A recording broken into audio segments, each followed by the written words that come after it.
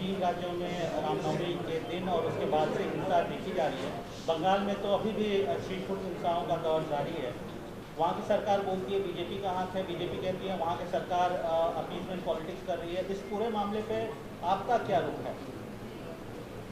जहाँ कहीं भी हिंसा या वायलेंस होती है उसकी जिम्मेदारी वहाँ के स्टेट गवर्नमेंट पर आयद होती है। ये उनकी नाकामी है कि उन्होंने उस वायलेंस को रोका नहीं, और साथ ही साथ ये उन लोगों का भी उसमें इन्वॉल्वमेंट होता है जो अगर कोई प्रोसेशन निकालते हैं और वो प्रोसेशन में वायलेंस होता है तो जो ऑर्गेनाइजर्स है उनकी भी जिम्मेदारी उस पर आयद होती है कि उन्होंने उस वायलेंस को रोका नहीं बल्कि उसको आगे बढ़ाया भी। ये दो चीज़ें फैक्ट है, इसको कोई डिनाई नहीं कर सकता है। और तीसरी बात ये है कि जो कुछ बिहार में हुआ है, बिहार शरीफ में, जहाँ पर एक 100 साला मदरसे अजीज़िया को जला दिया गया, एक मस्जिद के मीनार को डैमेज किया गया और वहाँ पर एक टारगेटेड मुस्लिम माइनॉरिटी के दुकानों को निशाना बनाया गया, इससे साफ जाहिर है कि इसमें बहुत बड़ी प्लानिंग हुई है। और बिहार की नीतीश कुमार और तेजस्वी की सरकार को ये मालूम था कि नालंदा एक सेंसिटिव डिस्ट्रिक्ट है, नीतीश कुमार मुख्यमंत्री का होम डिस्ट्रिक्ट है, उसके बावजूद भी आप सासाराम में भी गड़बड़ हुई। तो ये सरासर बिहार में जो कुछ हुआ ये सरकार के ऊपर जिम्मेदारी आयद होती है कि उन्होंने वायलेंस को रोका नहीं, और उनको मालूम था, उनके पास रिपोर्ट्स, इंटेलिजेंस रिपोर्ट्स थे कि यहाँ पर वायलेंस हो सकता है। 2016 में भी इस तरह का एक वायलेंस नालंदा में हुआ था, और अफसोस की बात यह है कि वहाँ पर एक मदरसे अजीज़िया को पूरा जला दिया गया। 100 साल का मदरसा, 4000 किताबें, उसमें कुरान करीम भी है, इन्हें मैन्युस्क्रिप्ट से, रेयर मैन्युस्क्रिप्ट, उसको जला दिया गया है। और आपके वहाँ हुकूमत की नाकामी। और आप देखिए कि नीतीश कुमार जो है उन पे कोई रिमोर्स ही नहीं है, उनको कोई तकलीफ ही नहीं हो रही उनको। कल इफ्तार की पार्टी में चले गए, टोपी सर पर पहन लिए, शाल पहन लिए, अरे कुछ तो हमदर्दी दिखाते, गम दिखाते। और वो आरजेडी का जो नेता है वो कहता है कि ट्वीट कर दिया। अरे भाई ज़बान से बोलो ना, कंडेम करो। तो ये पूरी खुली साजिश है कि बीजेपी इस तरह से ये जो राइट हुआ है बिहार में, उसके ज़रिए से वो अपना कंसोलिडेशन करना चाहते हैं, और नीतीश कुमार और तेजस्वी यादव ये चाहते हैं कि मुसलमानों को बिहार के हमेशा उनके दिलों में खौफ पैदा कर दिया जाए। तो सुनिए, ट्वीट से काम नहीं होगा। आप सत्ता में हैं, आप मंत्री हैं, आप पावर शेयर कर रहे हैं, क्यों नहीं अभी तक आप और आपके चचा जाकर उस जगह का इंस्पेक्शन करते, उस मदरसे अजीज़िया का, उस मस्जिद को जो जलाने की कोशिश की गई थी? क्यों नहीं आपकी सरकार ने अब तक कंपनसेशन का ऐलान किया? क्यों नहीं अभी तक आपने उन पुलिस वालों के खिलाफ एक्शन लिया जिनकी मौजूदगी में वायलेंस हुआ? क्यों नहीं आप ये अरेस्टिंग जो लोग किए कर रहे हैं? ये तो इनकी नाकामी है, बिल्कुल सरासर इनकी नाकामी है, और हम कंडेम करते हैं। और देश के होम मिनिस्टर बोलते हैं कि उल्टा लटका देंगे अगर उनकी सरकार होती। तो फिर वडोदरा में क्या हुआ?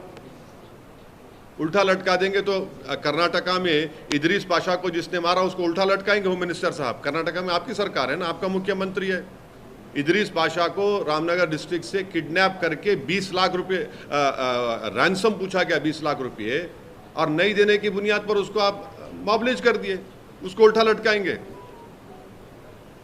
जुनैद नसीर को हरियाणा में मार दिए ले जाकर, क्या होम मिनिस्टर अमित शाह उन जो मारने वालों को उल्टा लटकाएंगे? ये कौन सा ये बात करते हैं? तो बंगाल के हिंसा को कैसे देख रहे हैं सर? मैं जो वायलेंस होता है उसकी जिम्मेदारी स्टेट गवर्नमेंट पर आयद होती है, वो उनकी नाकामी है। और जो प्रोसेशन निकालते हैं उन पर भी जिम्मेदारी आयद होती है कि उनका प्रोसेशन निकाला गया, उनकी भी जिम्मेदारी होती है कि वायलेंस को ना होने दें। ममता बनर्जी ने ये बोला है सर कि जहाँ से प्रोसेशन निकलता है वो मुस्लिम इलाके में नहीं जाए, और उन्होंने ये भी बात कही है कि सेंटर से लोग आए थे, 5 स्टार होटल में रुके थे और उन्होंने पूरी साजिश रची है। तो आप क्या सो रहे थे? होटल में रेड मारना था, आप उनको उठाना था होटल से उनको। और अगर जुलूस का परमिशन जो एक रूट दिया गया था, अगर रूट से अगर कोई डाइवर्ट कर रहा है तो आप उनको रोक देते वहाँ पर। हर प्रोसेशन का एक रूट मैप होता है ना, आप रूट मैप को फॉलो करिए। तेलंगाना में भी हेट स्पीच का मामला सामने आया है सर, रामनवमी के दिन केस तो दर्ज हुआ है लेकिन कोई पुख्ता कार्रवाई नहीं सुनिए, में भी हुआ है सर। हम तेलंगाना सरकार से इस बात का डिमांड करते हैं कि जिस शख्स ने वाहियात बातें की हैं उसका बेल का कंडीशन यही था कि वो दोबारा इस तरह की बकवास और हेट स्पीच नहीं देगा। उन्होंने इस तरह का भाषण देकर अपने बेल कंडीशन का वायलेशन किया है। हम उम्मीद करते हैं कि हाई कोर्ट में उनका बेल कैंसलेशन के लिए कमिश्नर ऑफ पुलिस और यहाँ का एडमिनिस्ट्रेशन उस पर एक्शन लेगा और उसी शख्स के खिलाफ महाराष्ट्र में भी एफआईआर हुआ है। तो वो बार बार अपने ही बेल के कंडीशंस को वायलेट कर रहे हैं और ये फिट केस है उनके खिलाफ लीगली आगे बढ़ने के लिए। और संगारेड्डी में जो पटनचेरू में जिस 3 बच्चों को मारा और पीटा गया मार्केट के मामलात में, कल मेरी डीएसपी संगारेड्डी से बात हुई है। उन्होंने मुझे यकीन दिलाया है कि वो अनलॉफुल कन्फाइनमेंट और असॉल्ट का केस बुक किए हैं। मैंने उनसे कहा है कि सर वो उसमें सेक्शन लगाइए 307 अटेम्प्ट टू मर्डर का, क्योंकि एक बच्चे का हाथ टूट गया, दूसरे बच्चे के दांत टूट गए हैं। तो खैर उनको नहीं पता था। आज हमारे पार्टी के लोग वहाँ गए हैं, उन बच्चों को भी लेकर गए हैं, केस रजिस्टर हुआ है और उन्होंने मुझे यकीन दिलाया कि अनकरीब में उन तमाम जो एलिज्ड एक्यूज है उनको जल्द से जल्द गिरफ्तार किया जाएगा। इस तरह की how do you see the violence happened in Bengal and the blame game is on? Who is responsible? One side BJP saying that Trinamool leaders are saying that it's BJP. The issue is that this violence has taken place in a procession, and that procession permission was given by the state government of that respective state. So the responsibility lies at the organizers of the procession and also at the doorstep of the state government, because it is the failure of the respective state governments that they had failed in discharging their duty of stopping the violence. And secondly, it is the pre-planned conspiracy of the people who have indulged in violence. So the responsibility lies at both the people. Failure of the state governments, whether it is the West Bengal government, whether it is the Bihar government, and whether it is the mob lynching in Karnataka of Idris Pasha, or in Vadodara also. What was the government doing? In Bihar, in 2016, same communal violence had taken place. Everyone knows that Nalanda is a very communally sensitive area. It is also the home district of the Chief Minister of Bihar. It is a complete failure of the Nitish Tejasvi RJD government that despite having IB reports that a violence can take place, you had completely failed in stopping this violence. Because of their failure, and 100-year-old Madrasa Azizia has been completely burned. More than 4,000 books, including the holy book of Quran, has been burned. And the most unfortunate part is that there is no remorse on the faces of the Chief Minister and the RJD leaders. The Chief Minister was having an iftar party yesterday. He and his coalition partner should have visited Madrasa Azizia. They should have gone and seen that one Masjid Minar that was damaged. They should have announced compensation. They should have announced that so-and-so police officers who were there on duty, who have failed in controlling violence, have been suspended. But no, you're not at all concerned. It helps Nitish Kumar and the RJD because they create a sense of insecurity among the Muslims of Gujarat. And on the other side, it consolidates the BJP support in the majority community. In this whole game which is being played between Nitish Kumar, Tejasvi and the BJP, Amit Shah and Modi, it is the Muslims and the people of Bihar who are suffering. Law and order has been thrown to dogs. At will, people are burning religious places. You are in the power, you are the state government. What steps have you taken? You take comfort in attending an iftar party yesterday, and now you take out today Sadbhavna rally. There was no need of Sadbhavna rally had you lived up to your duties. You don't announce compensation. You don't go and visit that place, because you jolly well know that you create this sense of insecurity so that the Muslims of Bihar are always beholden to you. And at the same time, it helps consolidate the majority also BJP. There's a study of Yale University which clearly says wherever a communal violence takes place, it helps BJP. A man has been chief minister for years, Mr. Nitish Kumar, and he is not able to stop this. I condemn the behavior of Nitish Kumar and the RJD government, that they have completely failed in stopping this burning of this madrasa and the attack on the masjid, and a targeted burning of properties of Muslims had taken place in Bihar. But sir, how do you see the blame game? How do you see the blame game happening? No one is taking responsibility. It is very easy, na? It is very easy. You blame them, they blame them. Who are the sufferers? Violence, when it happens, it is the poor and common man who suffers. And who loses the property? Who goes to jail? Majority of them are Muslim minority. This is the game they have been playing for years. Also, sir, you are suggesting a political, basically conspiracy behind all this violence or this communal violence, sir. So you are hinting toward two particular party in ruling in Bengal and opposition. I am saying in context of Bihar. In context of Bihar, which I know, that had the Nitish Kumar RJD government had decided that no violence will take place, the violence would not have happened. They have failed in controlling the violence in Nalanda. Completely failed. They jolly well know that if, because of this violence, they send out a message to the Muslims of Bihar कि देखिए BJP आतंक कर रही है, अब आप हमारे साथ रहिए. और वहां पर बीजेपी क्या करती है कि मेजॉरिटी कम्युनिटी को बोलते देखिए आप अनसेफ हैं. तो दोनों का सियासी फायदा हो रहा है. नुकसान कौन उठा रहा है? गरीब उठा रहा है. किसका मदरसा जला, किसकी मस्जिद पे हमला हुआ, किसकी दुकान जली, कौन जेल को जा रहा है.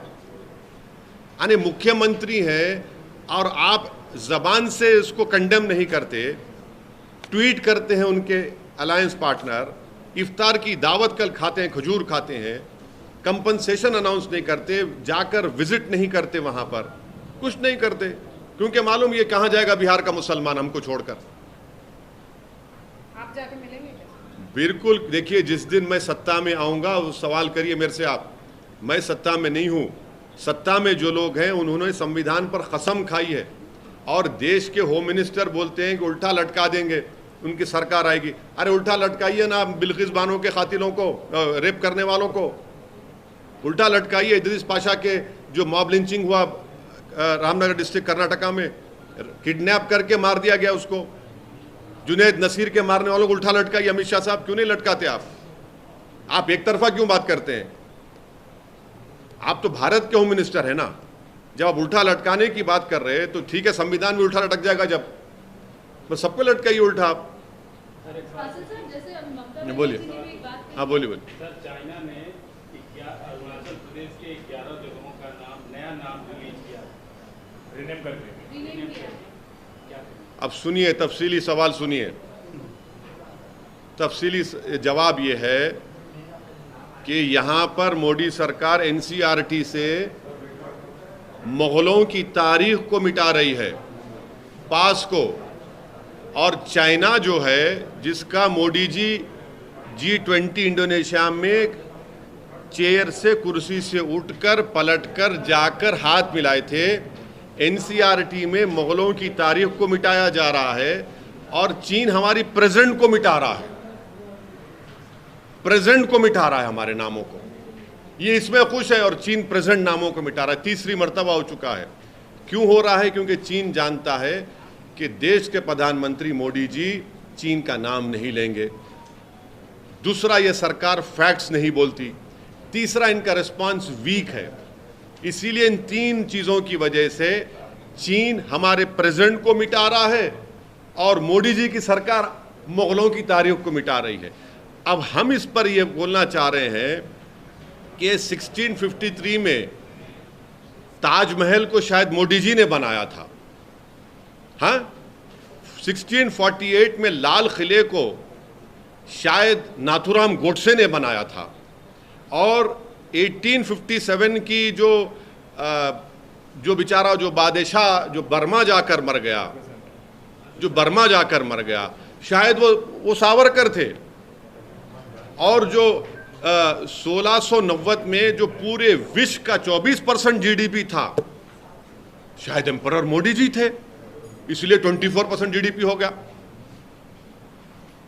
यही प्रॉब्लम है, आप पास्ट को मिटा रहे हैं और चीन प्रेजेंट को मिटा रहा है।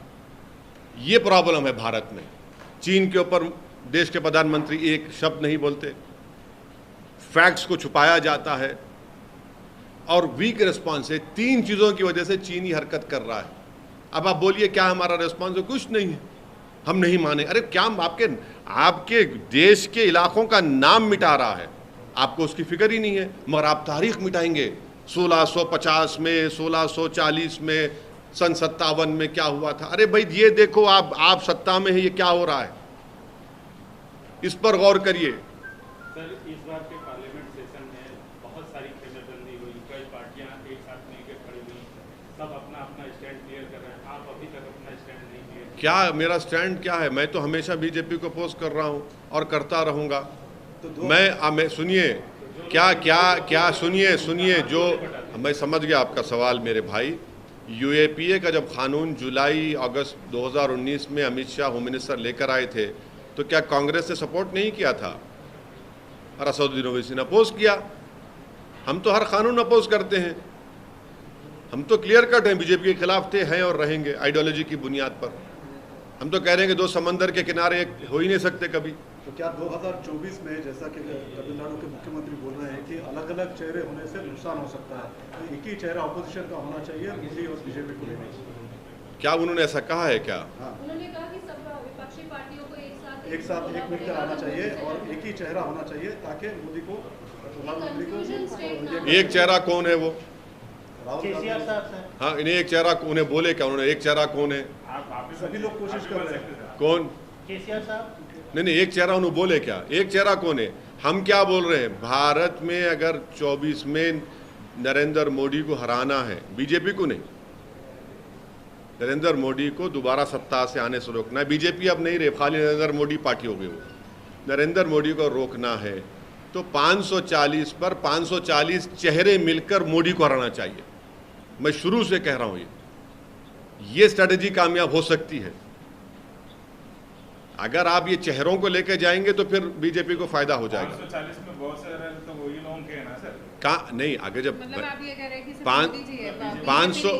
540 में जो अब हैदराबाद का इलेक्शन होगा, सिकंदराबाद का इलेक्शन होगा, वरंगल का होगा, आदिलाबाद का होगा, निज़ामाबाद का होगा, निज़ामाबाद वर्सेस मोदी। सुनिए, हाँ, अभी देख लो क्या होता, देखो अभी देख लो, महबूब नगर वर्सेस मोदी, किशनगंज वर्सेस मोदी। हाँ, ये होना चाहिए। अगर आप ऐसे चेहरों को लाएंगे तो फायदा नहीं होने वाला है। खैर वो लोग बड़े लोग हैं भाई, हम क्या बोल सकते हैं। हम तो ट्विंकल ट्विंकल लिटिल स्टार हैं। उनको उनके ख्वाब हैं, उनके जो भी ख्वाहिशात हैं, वो शायद वो देख के। आप यूनाइटेड अपोजिशन के पक्ष में हैं। आप जुड़ेंगे उनसे। अरे हम ही तो मुकाबला कर रहे हैं बीजेपी से। नहीं, वो कह रहे हैं। सुनिए मैडम, नुकसान जुनैद नसीर को हो रहा, नुकसान अखलाक पीलू को हो रहा, नुकसान इदरीस पाशा को हो रहा, मदरसे अजीज़िया जला दिया जाता है, नालंदा में मंसूर की मस्जिद पर हमला होता है, गालियां हमको दी जाती हैं, हर भाषण में गालियां हमको दी जाती हैं, यानी गंदी गंदी वाहियात बातें की जाती हैं। मेंबरशिप अब्दुल्ला आज़म की चले जाती है, मेंबरशिप फैसल की चले जाती है।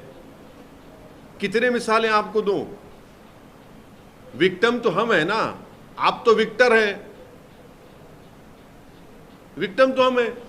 सर, आपका कहना है कि यूनाइटेड अपोजिशन हो लेकिन कोई चेहरा ना हो, ये आप कहना चाहते हैं? ये मेरा मानना ये है कि भारत के जो लोकसभा के चुनाव होंगे, हर लोकसभा सीट पर बीजेपी से मुकाबला करने की ज़रूरत है, और वैसा होगा तो तभी तो कुछ होगा। तो क्या आप उनके साथ मिलेंगे सर, ये सवाल है। उनसे पूछिए मेरे से मिलना चाहते क्या। सर, तेलंगाना स्टेट के यूथ के लिए आप काफ़ी काम करते हैं। तेलंगाना स्टेट के यूथ के लिए, खासतौर से हैदराबाद के यूथ के लिए आप काम करते हैं, तमाम एजुकेशन इंस्टीट्यूट चलाते हैं। यहाँ के यूथ को लगातार कई परेशानियां सामना करना पड़ रहा है। TSPSC का इशू आया, पेपर लीक इशू। कल विकाराबाद में SSC का पेपर लीक हुआ। आज फिर वारंगल और तमाम जगहों से पेपर लीक का इशू आ रहा है। आप यहाँ की हुकूमत से क्या मांग करते हैं? नहीं, अब तो जो कल जो लीक हुआ उस पर तो बोल रहे कि उसका इतना उसका कोई इम्पैक्ट नहीं होगा। ये आज का मेरे को नहीं मालूम, मगर पेपर लीक आज का कंप्लेंट भी DO ने कंप्लेंट लॉन्च किया पुलिस से। जैसे शुरू हुआ उसके बाद लीक हुआ। अच्छा। लीक हुआ सर? नहीं, मतलब नहीं, लीक हुआ। नहीं, तो एग्ज़ाम शुरू होने के बाद लीक हो गया। एग्ज़ाम शुरू लीक, ठीक है, सरकार जांच करे कौन कर रहा है, उसके खिलाफ एक्शन ले। और जो पब्लिक सर्विस कमीशन का जो लीक हुआ है वो बड़ी अफसोसनाक बात है। कई नौजवान तकलीफ़ में है। हम उम्मीद करते हैं कि जो SIT बनाई गई है वो उन लोगों को सख्त से सख्त सज़ा दिलाएगी, और सरकार फ़ौरन जो ऐलान किया है, उन्होंने अनाउंसमेंट किया है कि उसका अलग पेपर किया जाएगा। यकीनन तकलीफ़ दे बात तो है, उन बच्चों के लिए तो बड़ी तकलीफ़ दे बात होगी जो बड़ी मेहनत और जुस्तजू के साथ किए हैं। मगर हम उम्मीद करते हैं कि जल्द से जल्द एग्ज़ाम हो, और इंशाअल्लाह हमको यकीन है कि वो एग्ज़ाम होने के बाद जितने भी पोस्ट नोटिफाई हुए हैं वो 2018 से पहले वो नौजवानों को नौकरी मिलेगी। ये हमको यकीन है। सर, डिस्क्वालिफिकेशन की बात आपने की है, कुछ ही देर पहले डिस्क्वालिफिकेशन की बात की है।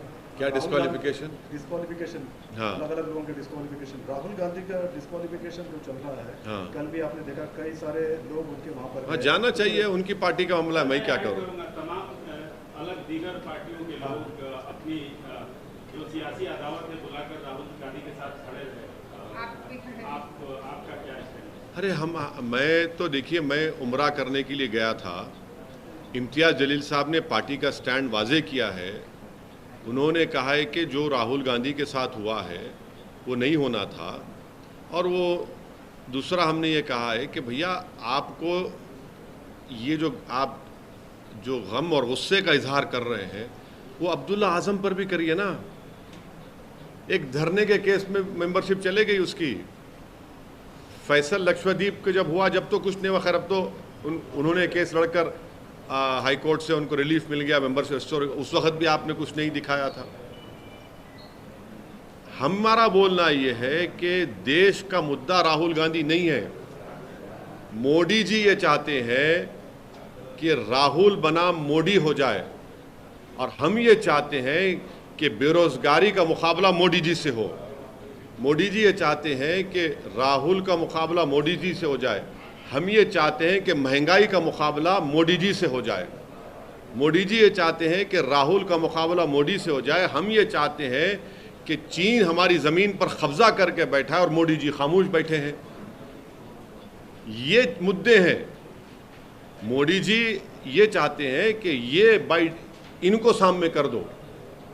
हम ये फिर से कह रहे हैं कि 24 में 540 चेहरे जब उभरेंगे तभी आप नरेंद्र मोदी को सत्ता से दूर रख सकते हैं। बीजेपी नहीं है, नरेंद्र मोदी पार्टी है ये। हम मानते हैं उस बात को।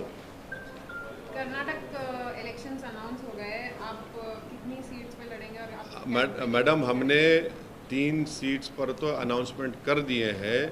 अनकरीब में और भी इंशाअल्लाह ताला सीट्स का आपको अनाउंसमेंट भी कर सकते। अलायंस अगर होगा तो भी बता पाएंगे आप। पंडित सर का कहना है सर कि ओल्ड सिटी में एक खास तबके के नवयुवकों को रमज़ान में छूट मिलती है। अरे छोड़िए ना, बीजेपी का इतना बड़ा वो क्या है, वो पोस्ट मिला उसको और बात इस तरह ही कर रहा उन्हें क्या है। प्रधानमंत्री 8 तारीख को हैदराबाद आ रहे हैं सर। हाँ, आ रहे हैं। वंदे भारत का इनॉग्रेशन होगा। Very good. हम प्रधानमंत्री से एक रिक्वेस्ट करना चाहेंगे कि जब आप हैदराबाद को आ रहे हैं तो आप जो मेट्रो का जो काम रुका हुआ है Mahatma Gandhi jubilee bus stand से फलकनुमा तक, उसके लिए आप हमको पैसे दीजिए आपकी गवर्नमेंट से। और जो एयरपोर्ट के लिए मेट्रो का काम जो TRS की सरकार ने तैयार किया है जिसको हमारे urban development minister Hardeep Singh Puri साहब ने रिजेक्ट कर दिया है, उसको भी मंजूर कर दीजिए। 2 काम बहुत इम्पॉर्टेंट है।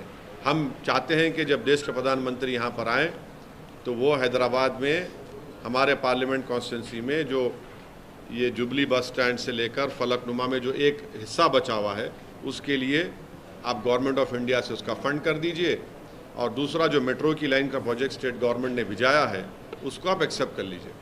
वो तो सर स्टेट की सरकार करना चाहिए, स्टेट की सरकार नहीं तो गवर्नमेंट ऑफ इंडिया, देखिए स्टेट का ही तो पैसा गवर्नमेंट ऑफ इंडिया को जा रहा है ना।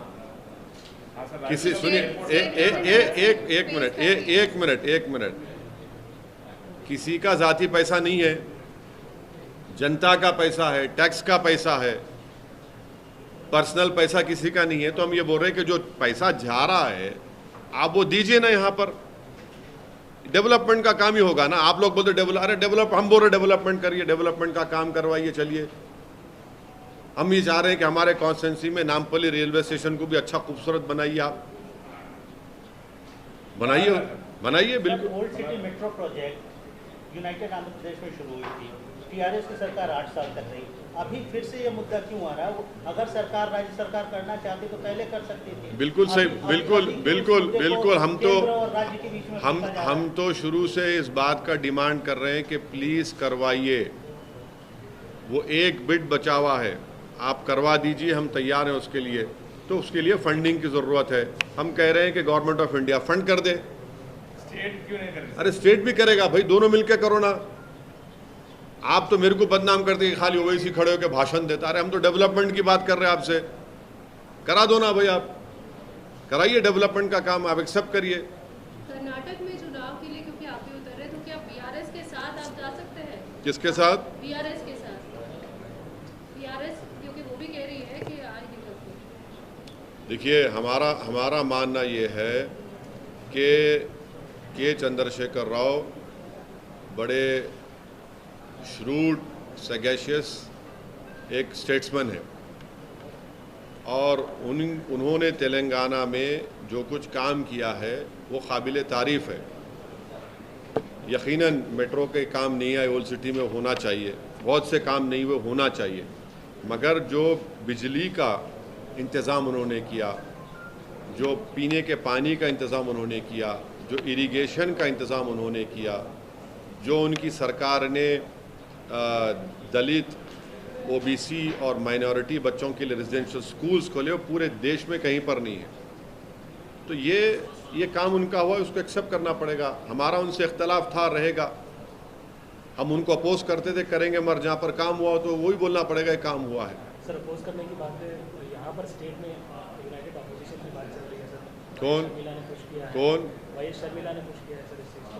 कांग्रेस बीजेपी से बातचीत हुई, आपने कुछ कहा है? मेरे से कोई बातचीत नहीं हुई और मैं इनसे नहीं बात करूंगा। मैं ममता बनर्जी ने कहा है कि हनुमान जयंती है, नहीं, मैं नहीं बात करूंगा भाई, मेरी पार्टी का फैसला है। सर इन्फॉर्मेशन यह है कि कल आप मिलने वाले हैं। किससे? शर्मिला। देखिए, हम मुलाकात जब करते हैं ना तो शर्मा कर नहीं करते, मुलाकात खुलकर करते हैं, और हम नहीं मिलेंगे उन लोगों से, बिल्कुल नहीं मिलेंगे। हमारे को बात चीज़ों पे टीआरएस पार्टी से हमारा इख्तलाफ है, मगर जहाँ काम किए वो काम करना पड़ेगा, बोलना पड़ेगा। और यकीनन मैं समझता हूँ कि के चंद्रशेखर राव का जो विज़न था तेलंगाना में, किसी हद तक उसको हासिल कर चुके हैं, और भी उनको करना है। हम तो बोल रहे और करो आप। हमारे परसों लिए हम रोड वाइडनिंग का, के.टी. रामाराव मिनिस्टर हमारे को रोड वाइडनिंग के लिए वो दिए हैं पैसे। डेवलपमेंट हमारा वो IS सदन का स्टील ब्रिज का काम रुका हुआ है, उसको हम बोले जल्दी कराइए आप। और आप देख रहे होंगे ये जू से लेके ब्रिज बन रहा है लंबा, लॉन्गेस्ट, वो भी वो का है। मिरालम टैंक की खूबसूरती का, उस पर ब्रिज का मसला है।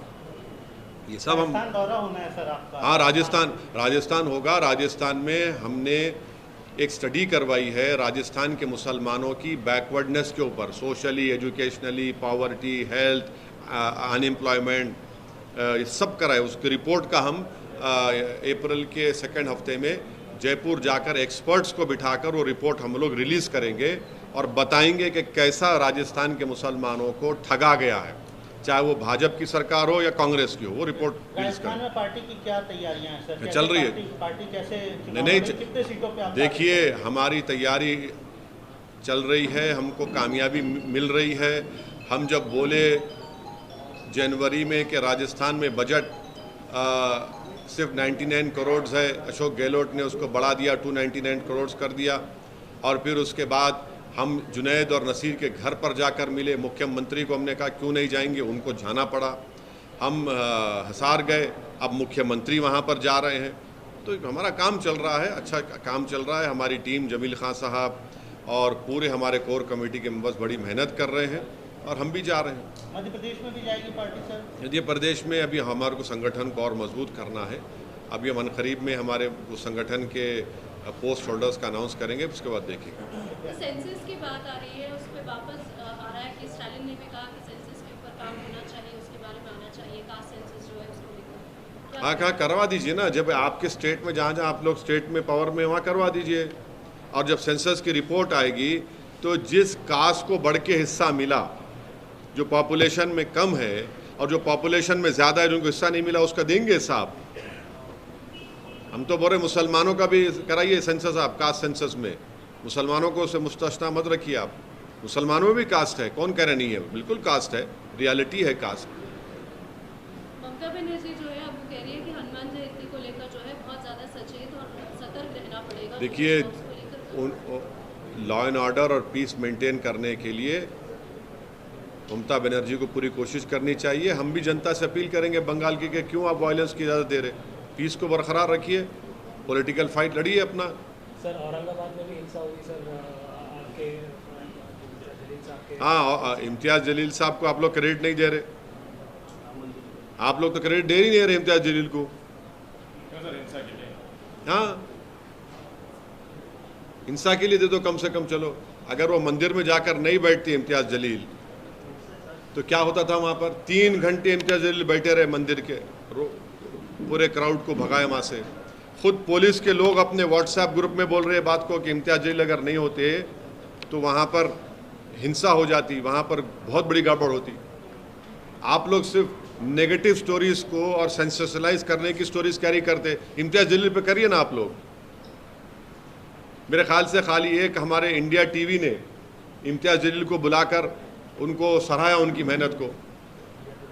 इंडिया टीवी बुलाए, वेरी गुड, शुक्रिया आपका। आपके ही बहादुरी के उन जर्नलिस्ट थे, उन 25-20 साल के। और फिर वहाँ पे अरेस्टिंग हो रही, वो अरेस्टिंग को, गलत लोगों की अरेस्टिंग नहीं होना, और उस जिन गलत बच्चों का अरेस्टिंग किया जा रहा है वहाँ पर हमारी मुकामी यूनिट ने वहाँ पे लीगल एड फराहम करने की कोशिश कर रहे हैं। मगर ये क्या हो रहा है, क्यों हो रहा है? इतने स्पीचेस हुए वहाँ पर, 50 लव जिहाद के ऊपर, सोकॉल्ड लव जिहाद पर भाषणें हुई, रोकते नहीं है सब महाराष्ट्र की सरकार। और वहाँ के मुख्यमंत्री उनको अरेस्ट कराते हैं जो उनको पर्सनली कोई उनके घर में ब्लैकमेल कर रहा था। अरे भाई, ये लोग जो हेट स्पीच दे रहे हैं, जिनके आपके मंत्री बैठे हुए हैं उसमें, उन तमाम सभाओं में, डिज़ाइनर को आप कहते हैं वो डिज़ाइनर नहीं है, मगर ये तो आपके डिज़ाइनर है ना। ये जो लव जिहाद पे जो 50 मीटिंगें कराई, जिसमें 71 गालियां दी गई मुसलमानों को, इस्लाम को, क्या क्या नहीं बोला गया, वो आपको अरेस्ट ही नहीं करते।